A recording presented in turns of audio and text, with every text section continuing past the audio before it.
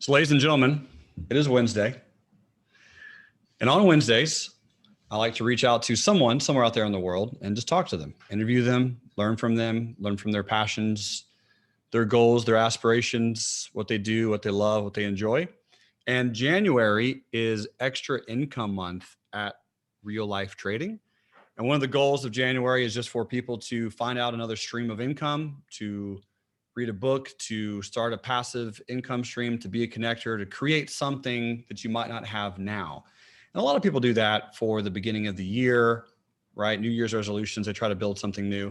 But I wanted to interview a very powerful woman who I think is probably one of the best connectors, one of the best leaders, and one of the best businesswomen I've ever met. And I want to get her on the microphone, just to ask her some questions, learn about what she has done, how she does it, learn about her websites, learn about how she's created multiple streams of income for herself and how she's become a force for good. So I want to introduce to you all Shannon Rizzo. Shannon, are you able to hear me? I can hear you. Can you hear me, Jeremy? Oh, yes. You sound so good. Thank you so much for that wonderful introduction. I'm so happy to be here today. Yeah, it's going to be really good. It's going to be really, really good. And again, I just want to introduce all of my community to who you are. I know it's the stock community, and you might not think that you're a trader, but you were up 88% on your portfolio last year. It's incredible. I'd have to call you a trader. I mean, you do have real money in the markets, trading. So that's part of it, right? Well, thank you. I humbly accept that kudos. And if it wasn't for you, I wouldn't be here. And so I'm glad I'm here to share that experience with everybody today as well. Love it, Shannon. So can you give us just a brief rundown of your background, who you are and why you do what you do, and what is it that you do?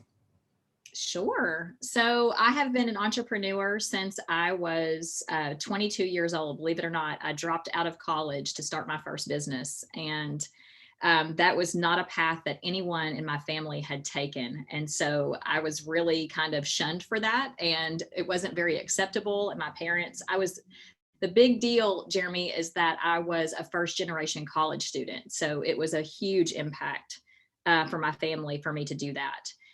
But when I went to school, it just felt like I couldn't hear anything the professors were saying because my heart was calling me to do something more exciting. And so I started my very first business as Nashville, Tennessee's first bicycle courier company. And through white glove treatment to really serving at a level that was higher than anyone else in that industry and having innovative ideas, I was able to grow that with my partner to $1 million company over a couple of years. And that taught me so much because we grew that into a nationwide logistics company, which was not my passion. So that we ended up selling that company to a larger company and being bought out after having quite a few vehicles and several locations. But it was exhausting. And so I've just always been in search of the thing that calls to my heart. Like most of us, I think we're all searching for that fulfilling thing that we can do. And so over, the last 15 years or so, I've just been searching so hard for that. I've worked for other small businesses and I've seen the deficits that they had. And really the biggest thing that I noticed and where I knew I could shine was helping them see the things that they couldn't see. And a lot of that was with finance, but it was also with the customer service and really connecting with the people inside the company and their clients. And so over the last 4 years, I've kind of summed all of that up into my own business, which is a coaching company. And so I help startups. I help people who have an idea. They're not really sure if they're going to be viable ideas or not. I help them to validate that and to move forward in the tiny baby steps it takes to get the confidence and the skill set needed to start their own businesses. And I do all of that because my purpose on this earth is just to serve and to give back and to share the knowledge that I've obtained. And that coaching business also supports what you're showing now, which is called Life. So I have an e-commerce site. We have a 501c3 foundation and a community where all of these people that are starting these businesses can be supported, use resources, and tell their story to entice other people to do the same thing. Love it. That's so cool. And the foundation is something that I think is so incredible because you're using a company that people need without question. And especially most of your tribe, most of your clients are women who are starting out and they're trying to build something new and build something exciting and something creating. They just kind of doubt themselves. They need some help from someone who's done it before. But then you also were able to create a foundation where you go out and help artists all over the world and sell their products and be able to give back to them. Is that correct? That's right. That's right. And so that's kind of, when I was really kind of dreaming up what I would do, I thought, well, how in the world could I serve people and get paid to travel? Yeah. Yeah. That's how you find your purpose, right? You're like, what do I really want? Like what deep down, if I didn't have to work, like what would I be doing? And so when I travel, I actually don't stay in 5-star resorts very often. To do that because I enjoy treating myself. But I normally stay with the locals. And what I found is that when I traveled, there was just a lack of opportunity for a lot of artisans, and an artist close to my heart. I feel like I'm an artist deep down, and being an entrepreneur, we're all creative. Anybody who has jumped out there and started something that they were scared to death to do is definitely a creative. So I basically was kind of boots on the ground, just kind of like shopping and talking with the artisans about the troubles that they were having. And mostly it was that they didn't understand how to connect with the client. So there again is that connector, that really purposeful thing that I have deep inside me, is to connect people and share information. And so I know that I have the ability to help people create things and get started by boosting their confidence. And so I started to work with these artisans and teach them what I knew about themselves, about sales, about the clients, and really started to help them even develop products. And even deeper than that, I asked them, I did surveys and talked with them and got to know them and sat at their dinner table with them and found out that the reason they were doing it was just like all of the rest of us. They really wanted to provide some kind of stability for their families so that they wouldn't have to struggle. So the places where I go are impoverished communities that are just fighting poverty. They're not able to feed themselves. They're not able to have their children have the opportunity for school. And so we created the foundation to not only literally feed with food in these areas, to be able to help them grow their little bodies, but also to help them grow their mind and their spirituality. And so we work with artists, we buy the products, we take that money, and then we put it back into the community where they are to help their children earn an education and to feed them. Dang, that is such an empowering direction to take.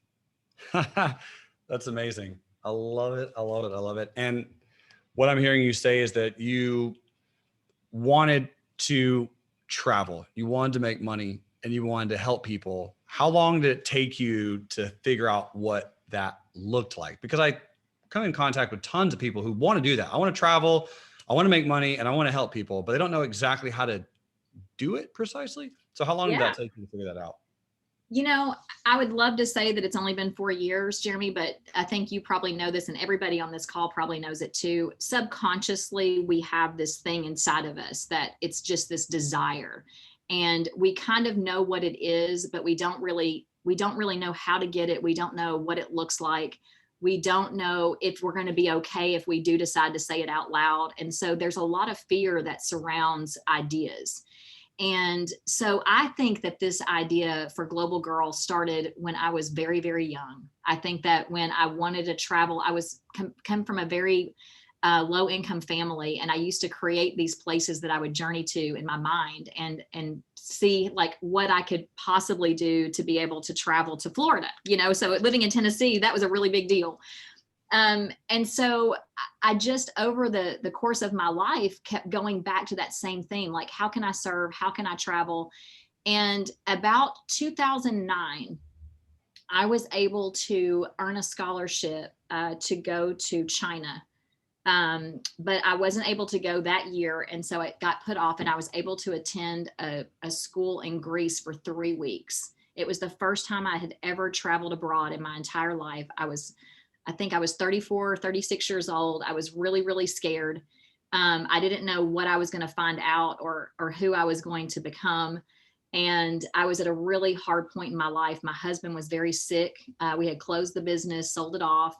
And so I was really kind of lost. And when I went out of the country, it broadened my mind so much. I thought, man, everybody has to do this. Like everybody has to travel. This is incredible. And so I think that the idea started brewing then. But I started a small little practice where I tried to encourage women to do that, and it failed miserably. It was terrible. And so I think that, recently over the last 4 years, I had a great paying job. I was very successful, happy in what I did, but like a lot of people, I didn't feel fulfilled. And so I just quit my job. I like flat out just quit my job, took a big risk and said, I'm going to try this again and see what will happen. So I'm going to just travel. I'm going to see what happens. And it was probably within the first 2 countries that I visited that I saw this idea and knew that I could do something logistically to make it work. Okay. We're going to have to go back to that moment where you quit. That's the part where people either do it or don't. And the majority of people don't because it's terrifying. It's scary. You're leaving behind security. I mean, you got paid well. Like you were high up, you were crushing the corporate life and you just quit to do this and make less money. Why? Yes. I'll tell you, it was, it's just as surprising to me as it was to you just now. I really didn't understand it, to be honest. I didn't know why I was sitting at this conference table with all of these professionals sitting around me. We were a dynamic team, and I looked around and it's like, again, I couldn't hear anything anybody was saying. I just was in this daze of like, I can't believe this is all that there is. Like and I worked in a career where I was giving back all the time. So it was just that really spoke to my heart, and I was terrified. There wasn't a moment in my life at that point that I wasn't scared to death, but I knew that I couldn't keep on going the way that I was because it just didn't seem like it was going to be a life that I wanted to live. And to say that after being able to help people was really kind of like, what's wrong with me? Like, I have everything. Why would I be trying to jeopardize it now? And I thought, am I self-sabotaging myself?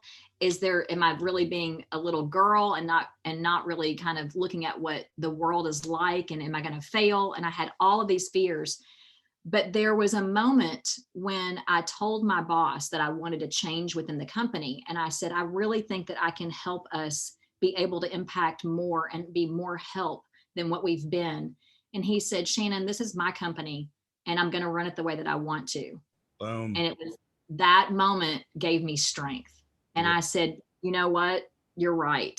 And I'm also going to live my life the way that I want to. And so that is it. That was the moment. And scared to death, I quit my job and you know what? I got my last commission check. I wasn't stupid. So I did have a small plan for 2 week. It was like basically 2 weeks over what my 2 week notice would have been. So about a month notice that I gave to get that last commission check.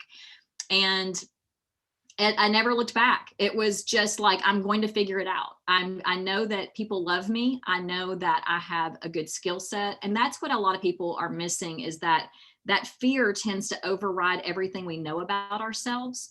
And so we forget that we've gotten this far. I mean, we've all overcome challenges in our lives, and we forget that skill set, that creativity, that resilience that we have. And when we can remember who we are, it gives us strength, because we also know that there's and God is there, the universe is there, we have friends and family.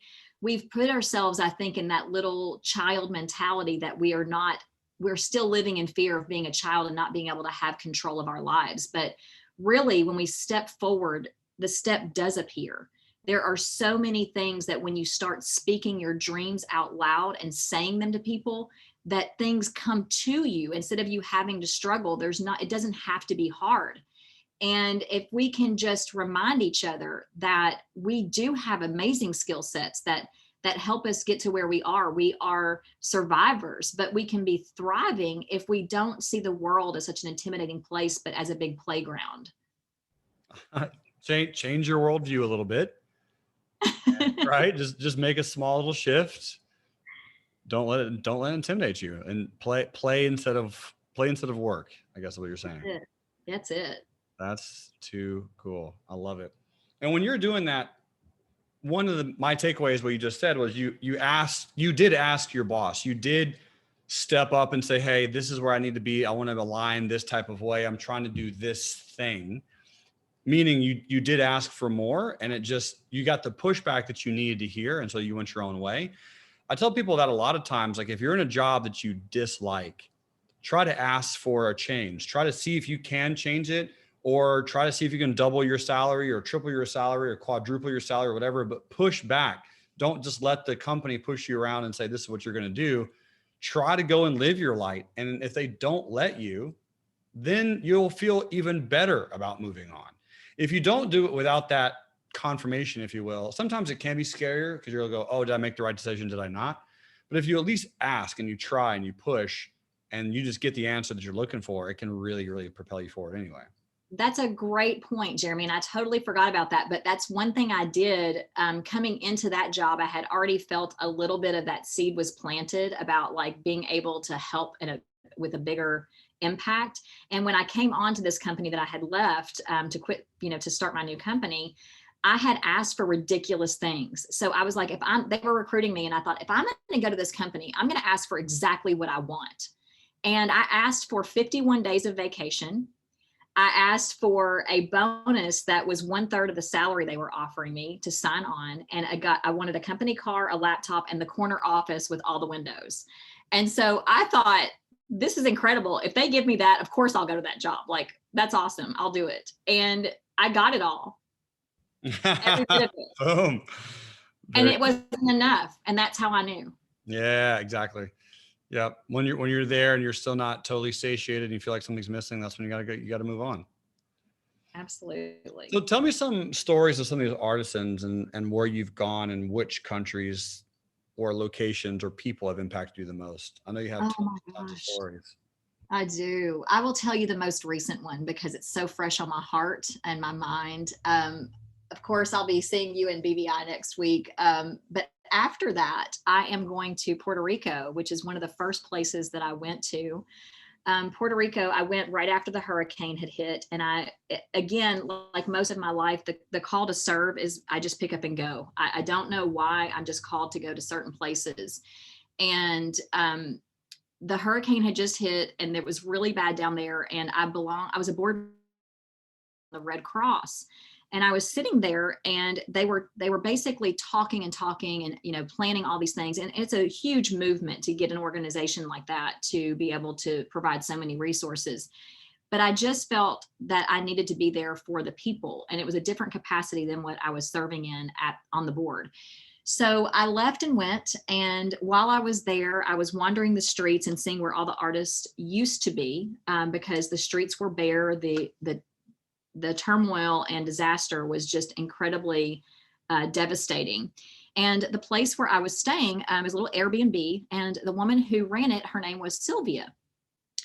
And Sylvia was very depressed and was using this Airbnb income for her only source of income. And of course, she sold jewelry and made jewelry, but it wasn't selling because there was no tourism.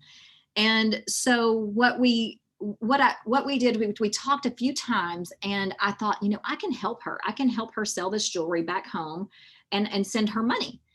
And so her and I formed this relationship. I helped her sell a couple of things. Her Airbnb ended up, after a year or so, it took off. But during this time, we stayed in touch, and I realized that she needed a mentor. She really just needed someone to coach her through, like, what is next? What's the next step when you get past this one hurdle? And so we stayed in touch, and she became a scholarship recipient to my Level Up Academy, which is my 90-day business accelerator course for brand new startup entrepreneurs. We gave her a scholarship because she said, I really want to make a go of this, Shannon. I'm tired of being on the street as a vendor and using shells to make jewelry. Like, I really need to support myself and support my heart. And she just graduated from Level Up Academy, and now she has become a photographer, and she is taking her photography, her art, and making cell phone cell phone wallpaper downloads digitally. And so we are going to be putting her digital downloads on the website, but I'm going to Puerto Rico after I leave BVI, because we're going to do an expose on her and show where she's come from and her story from 2.5 years ago to now, and where she is after taking the course and how she feels confident and what she's been able to create. So she has a couple of streams of income now. And before, she was basically just an artisan on the street selling wares that she made from the beach. So that's one of the stories that is just so incredible. That is wonderful. Truly remarkable.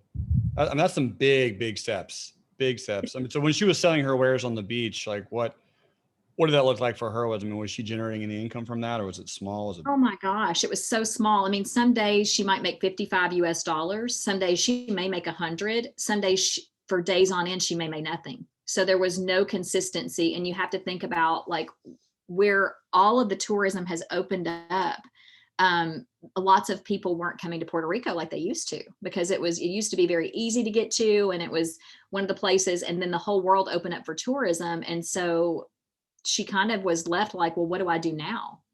And so I think that her monthly income before the Airbnb rental was somewhere around $400.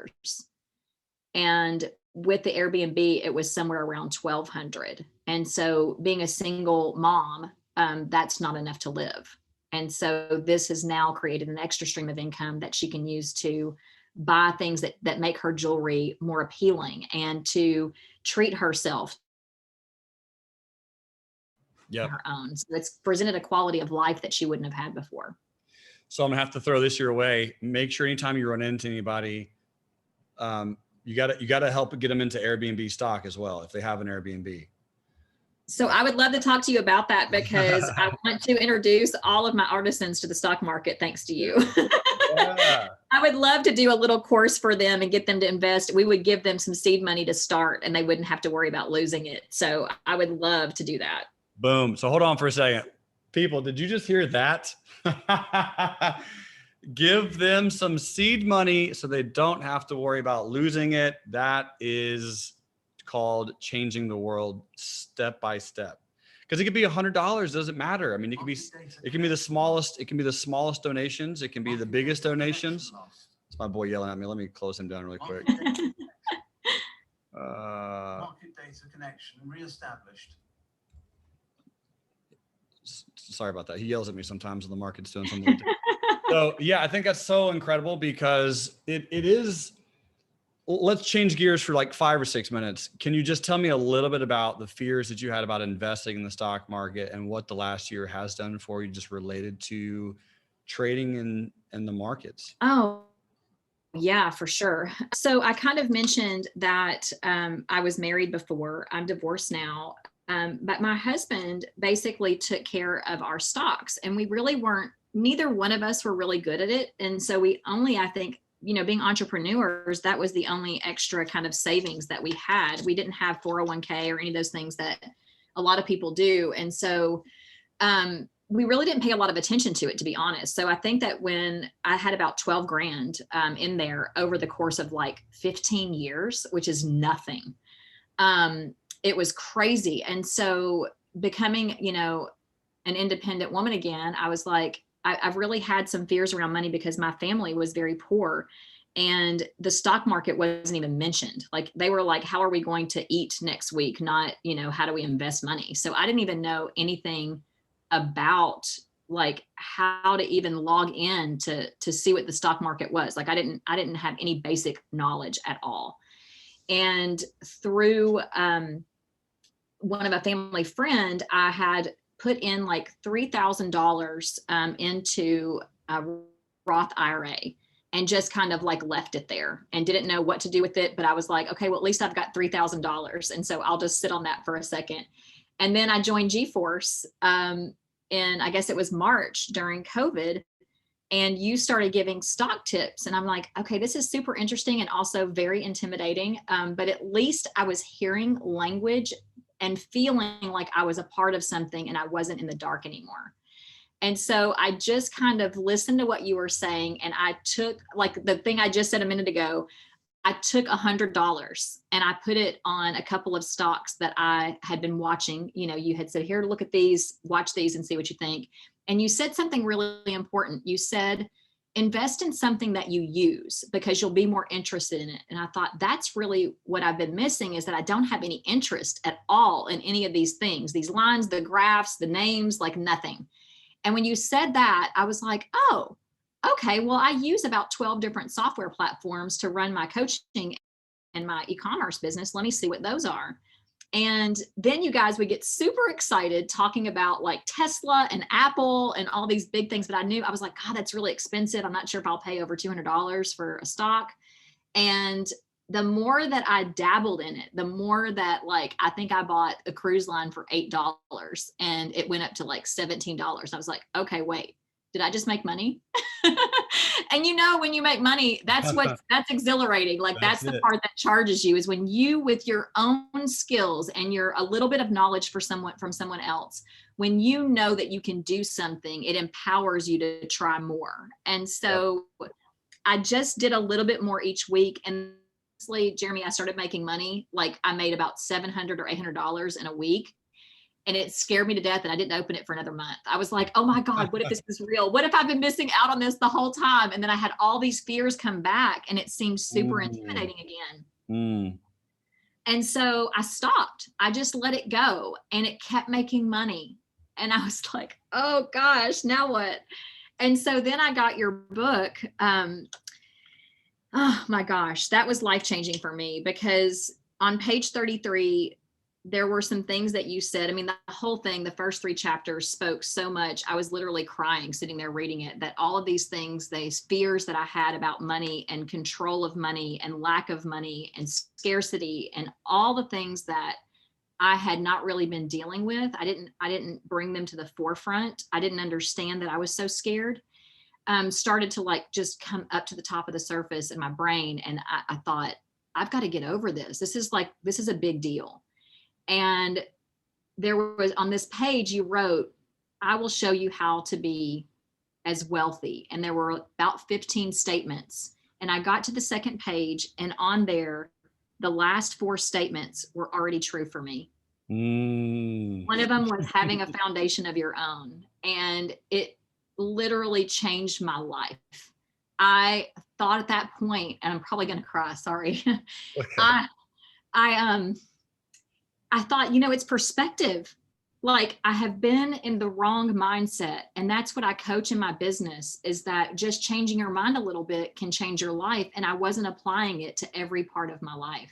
And when I realized at that moment that I was wealthy, that I have a roof over my head, I have quite a bit of money, I have a good car that gets me places, I get to travel, I have wonderful friends around me, I have a supportive family, like all of those things were present, but I still was living in the past life of fear, of my mom's and my dad's fear of money and sadness and depression. And from that page on, I opened up my investment. I got it back into Fidelity in my app, and I really got aggressive. And when I say that, like, guys, I'm not trading big amounts of money, but I took my $3,000 to like 8,300 in a couple of months. That's amazing. I really like set new goals at that point. Like one of my goals is to have 16,000 in that in the next quarter. So I'm now aggressively paying attention to the fact that I'm good with money. Like I'm really good. I'm creative and I'm good with money. I make good decisions, and it really boosted my confidence in an area that was lacking in my life, and also holding me back from so much more. And to know that and be able to serve at the capacity that now I'm free from that fear of my own. And so now I can just be pure love and help to everyone around me. That's the last thing that was missing. So I appreciate you so much more than you know. Oh, my pleasure. That is so inspiring. Svetlana's over here, by the way, hearing you, of course, because, you know, I can't do anything without you, without your girl being next to you. Oh my gosh, I love her so much. That is a wonderful, wonderful, wonderful story, and really inspiring and heartwarming and touching, because I got to be very selfish and soulful for a minute. One of the reasons why, I told you this when we first met at the sushi restaurant, I need you to help me connect more women to the financial markets, because there's so many people, men and women, but a lot of women that have those same exact fears that you had, that live that past life, that don't think that they can do it. They don't feel like they're smart enough, they're good enough, they're rich enough, they're wealthy enough. They're held back by their parents' beliefs, their teachers' beliefs, their husband's beliefs, their partner's beliefs, whoever. And they're just being held back. But it's a mental cage.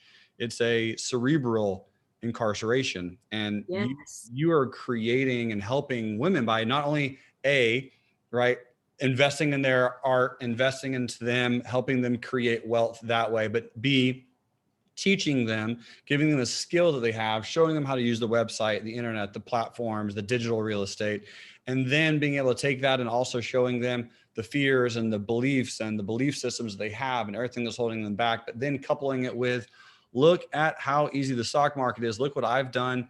I mean, I'm telling you, $3,000 into $8,000 in less than a year is remarkable. Thank you. That is remarkable. I never would have thought that I could actually do that. Like to me now, I'm like, why haven't I been doing this more? So my CPA just told me the other day, she was like, Shannon, can you slow down just a minute with that? Like, let's make a plan. And I said, Alice, when have I ever listened to you? You know that you're the conservative and I'm a risk taker. So I'm sorry, but I can't. Oh, love it. That's too cool. That is too cool. But I want you to know too, is that, so Sylvia, the story that I told you about the artisan in Puerto Rico, she now has a copy of your book, by the way. Oh, that's amazing. That is so great. Thank you for that. Yeah. Thank you. I mean, that is going out to every single Level Up Academy graduate that we have. I'm actually thinking about incorporating it in our session 6 when we talk about finance. So I'm going to make it a part of what we're doing. And I would love to have you come and speak with everyone as well. That will be my honor and privilege. You just let me know when and where, and I will be there, as you know. And again, folks, if you do love what Shannon's putting out, you want to connect with her, she's all over the whole social media game. Obviously ShannonRizzo.com. Just go there and connect with her there, learn more about what she is and who she is and how she inspires and how she helps.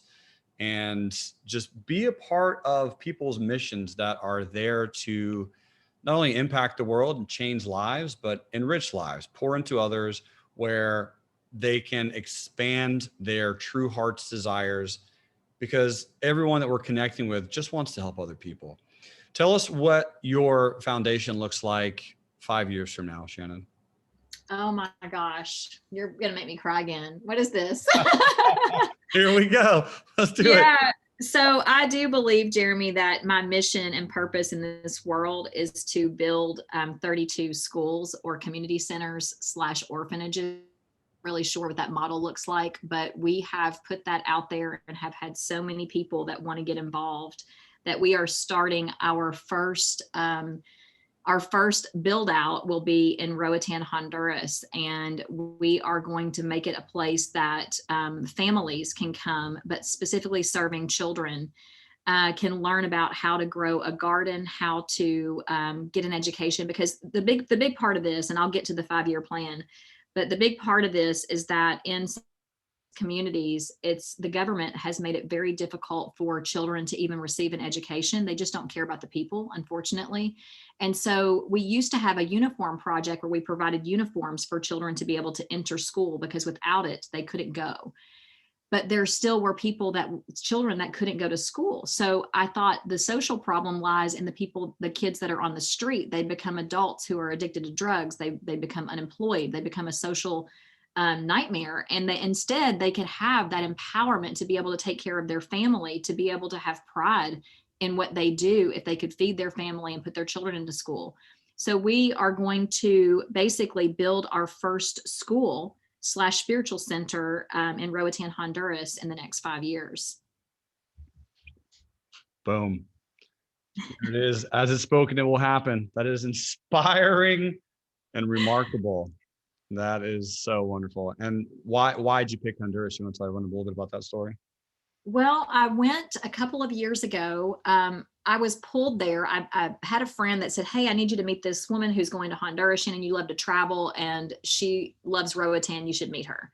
And the minute that I sat down across the table from her, she just captivated me by how little she said and how the light in her eyes lit up when she talked about it. So I asked her if I could go with her, and she said, yeah, sure. And so we got there and I met people, and it was odd because it seemed like the place had just captured my soul the minute I stepped off the plane. And I got to know the artisans. That's the place I told you in the group here that we ended up selling, a couple of $100 in one day from teaching them how to sell. That little Made in Roatan store was where that all started. And there was a young man there named Tion who had been a street kid since 8 years old and lived on the streets. He spoke 4 languages but couldn't write his name. And it was really, he kept hugging me and talking to me and asking me questions. And I taught him how to write his name, and I taught him how to promote himself to tourists that were coming in. And he not only sold his own wares, but he sold the wares in the store that other artisans had created. And so I realized at that moment that just little old me could make an enormous impact in that community just by showing up. And so because that's where that first thought came from, my heart has been there. I talk with my artisans every single day, and we are building a family. And so that's why that place is so close to me. I could tell you story after story of just the heartache and survival that is needed to be there in an everyday life. They don't have time to be creative because they're just trying to survive. And I know that with a little bit of strategy and money and love that we can change that. Yep. And then my friend says, and this is the quote that we live by, is that she says, if you can change a woman's life, you can change her family's life. And if you can change her family's life, you can change the community. And if you can change the community, you can have the possibility of changing the world. That's a great quote. I've never heard that quote before. I really love that. Well, I must say, Shannon, thank you for spending this time with us today and just letting my community know a little bit more about who you are and having you inspire them to create extra income for either yourself or other people, right? Be able to find ways to help impact other people. Just use the skills and resources that you have. And I am absolutely confident that your words, your voice, the meaning and your purpose behind your life will touch and inspire other people to really push their greatness towards the future as well. So thank you. Oh, thank you for allowing me to share with your group. And I do want to invite everybody that is on this call to please get in touch with me. I would love to have you in any capacity involved in anything that we're doing. We do have a Level Up Academy starting on Tuesday, and we still have 3 spots open as well. And for everyone that joins, we are giving away 1 scholarship to an artisan or to a woman that is trying to start her own business that cannot afford it, with every single person that joins. So cool. We're giving 1. Yeah. That's so cool. And all I have to do is go to Shannon Rizzo and click on Ready to Level Up in 2021. That's it. All right. Awesome. Simple and easy. So there you go, team. There it is. And again, Shannon does live in the Nashville area. And so I get the privilege and honor to hug her whenever I want. So yay. It's a quite wonderful experience. And Dee Simpson, thank you for connecting me in some way to Shannon. I know that you know her as well. And I know that I know. I didn't know Dee was on. Hey, Dee. Yeah, she's here. Yep. She trades with me every single day. So she's another huge asset to this community. So incredible stuff. So thank you, Shannon, for being here. Thank you so much, guys. Have a blessed day, and I will talk to you guys so soon. Yep. Likewise. Take care. See you. Yep. So ladies and gentlemen, there it is. Shannon Rizzo, ShannonRizzo.com. Go connect with her. If you or anyone that you know might want to take her Level Up course and just learn more about business and entrepreneurship and growth, feel free to check that out. And again, if anyone who does sign up, they get a scholarship given away to an artisan who most likely can't afford it and can't be there and doesn't have the resources, but would be able to learn and have an impact on the world, like Sylvia from Puerto Rico, which is just wonderful. So very, very cool stuff. Thank you, Shannon. And thank you for all those who are here listening, tuning in live. I really appreciate your time and your energy and just, of course, your attentiveness. So thank you. And also for those who are here live and trading with me, congrats on a really good trade on QS. That was nice. Too bad we had to hold for an entire 2 hours to make money on QuantumScape, but it did happen. We were patient enough. We were reading the candles the right way. We were reading the trend the right way. And obviously we didn't get out the exact high because we never do, but it was a really nice trade. And a few of you also were smashing some gains on First Solar. So it seems like, I don't know if this is true, but maybe we should have Shannon on every single day because all those trades started just absolutely tearing up the charts as soon as she got on the microphone. SPY, also the broader markets are up really well. So excited to see some growth, excited to see the trend out there. And if we can take out this candle from January 4th, we can expect the market just to slowly continue higher and higher and higher. Folks and friends, again, thanks so much for listening in. You guys rock. Make sure to click on that subscribe button. Post a comment. If you have any questions for Shannon, if you want to get in contact with her any kind of way, all of her details will be in the description box on the YouTube channel. You are all amazing people. Thank you for your time.